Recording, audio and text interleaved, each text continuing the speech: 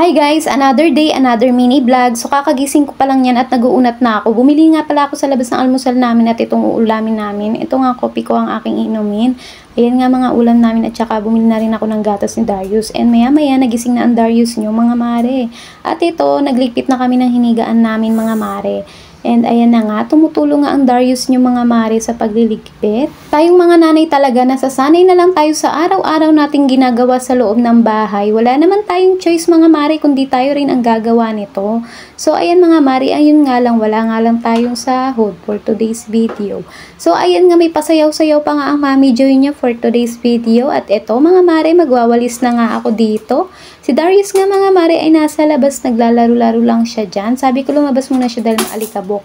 And eto, tamang walis ako mga mare. Magugulat ka na lang talaga na may mga alikabok-alikabok mga mare dahil nga di ko rin alam kung bakit. Pumapasok ata dito yung mga alikabok mga mare.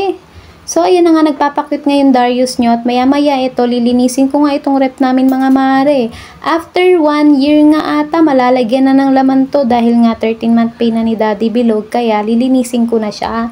Malay mo malagyan mga mare, hindi puro egang malagay. Sabi ko naman sa inyo mga mare, darating din ang time na magkakaroon din ng laman to, pero hindi na tubig at hindi na mga skincare lang din kasi ang nilalagay ko dito mga mare. Ewan ko ba, wala kaming mailagay dahil nga GG ang person.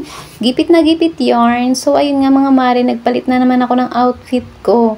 Ako kasi mga mare, hindi talaga ako sanay minsan sa tao kapag hindi ko talaga. Hindi ako komportable sa mga ibang tao kapag kaya nagpapalit ako ng damit.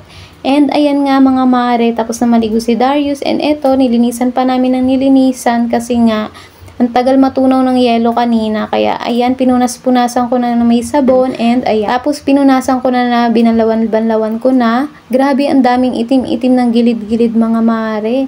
At ayan, syempre, nilinis-linisan ko na yan, tinanggal ko yung mga dumi-dumi, and ayan, tinutulungan nga tayo ni Darius mga mare sa pagliligpit at pagpupunas dito. Nakakatuwa talaga tong batang to mga mare.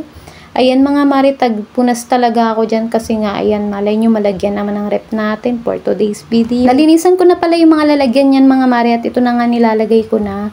So ayan mga mare, tamang lagay na ako nitong mga lalagyan kasi nga isasara ko na, ilalagay ko na yung mga pinapalamig ko dito, yung mga ibang skincare ko. So ayan mga mare, wala naman kasi akong ibang mailagay dito kundi tubig. So ayan, nilagay ko na. And ito na nga mga mare, ang finished product, char. So, ayan, malinis na mga mare. At ayan nga, picture ni Darius and syempre picture ko. And ayan, picture nila Mama and Darius and Sia and Dad Bilog. And yan na nga yung tatak ng aming ref. So, ayan mga mare. Nililinisan ko talaga yan para naman mukhang bago pa rin. So, ayan mga mare, oh. Diba, ang linis na niya. So, ayan, sana malagyan ng laman yan. So, ayan mga mare. Pagkatapos nga mga mare ay ayan, kumain na rin kami ni Darius dyan at eto na nga, pinatulog ko na si Darius at nakaligo na nga rin ako niyan.